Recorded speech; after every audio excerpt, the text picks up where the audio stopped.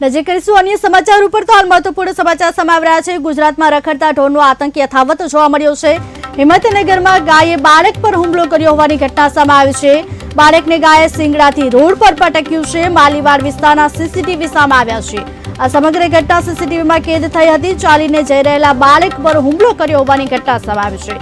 બાળકના શરીરે ઈજાઓ પહોંચી છે। રખડતા ઢોરને પાંજરે પૂરવા લોકો દ્વારા માંગ ઉઠવા પામી છે।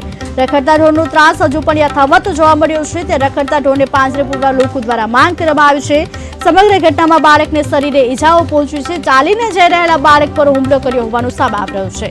માલીવાડ વિસ્તારના સીસીટીવી પણ સામે આવ્યા છે। જોકે બાળકને ગાયે શિંગડાએ રોડ પર પટક્યો હતો, જેને કારણે બાળક ઇજાગ્રસ્ત થયું છે। હિંમતનગરમાં ગાયે બાળક પર હુમલો કર્યો છે।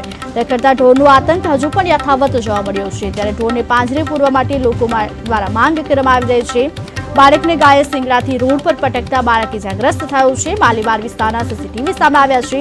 આ સમગ્ર ઘટના સીસીટીવીમાં કેદ થઈ હતી, ત્યારે સમગ્ર ઘટનાના હાથ સીસીટીવી પર સામે આવી રહ્યા છે।